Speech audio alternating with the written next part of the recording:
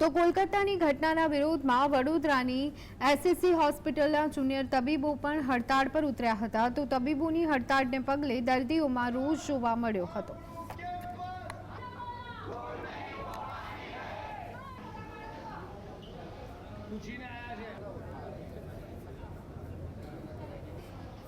પશ્ચિમ બંગાળમાં જે ઘટના બની એના અનુસંધાનમાં આખા ભારતમાં જે જુનિયર ડોક્ટર તરીકે કાર્યરત હતા બધા ડોક્ટરોમાં રોષ વાપેલો છે અને ઘણીવાર આ ઘટના છાસવારે બનતી હોય છે।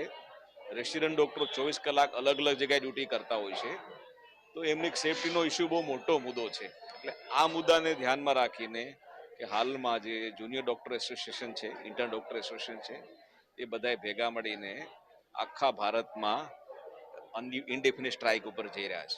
મહિલા તબીબ પર જે રીતે રેપ થયા બાદ તેની હત્યા કરવામાં આવી હતી તેના વિરોધમાં આપ જોઈ શકો છો કે પ્રમાણેનું આ વડોદરાની સયાજી હોસ્પિટલનું આ દ્રશ્ય કે લોકોમાં હજી પણ તબીબોમાં એટલો જ રોષ છે। આજે તબીબો જે છે એ કામકાજથી દૂર થયા છે। અચોક્કસ મુદતની હડતાલનું આ દ્રશ્ય કે મોટી સંખ્યામાં જે ડૉક્ટરો છે તેઓ રોડ પર આવી ગયા છે અને કામકાજથી દૂર રહ્યા છે, જસ્ટિસની માંગ કરી રહ્યા છે, સુરક્ષાની માંગ કરી રહ્યા છે કે સુરક્ષાએ વિદ્યાર્થીઓ જે તબીબો છે એમને સુરક્ષા આપવામાં આવે। આ સુરક્ષાની માંગ સાથે બિલકુલ એકજૂથ થઈને આ વિદ્યાર્થીઓ અને ડૉક્ટરો જે છે, જુનિયર ડૉક્ટરો છે, સાથે સિનિયરો પણ જોડાયા છે અને તમામ લોકો સુરક્ષાની માંગ સાથે આજે જે કલકત્તાની જે ઘટના છે તેને ચોક્કસ કહી શકાય કે વખોડી રહ્યા છે।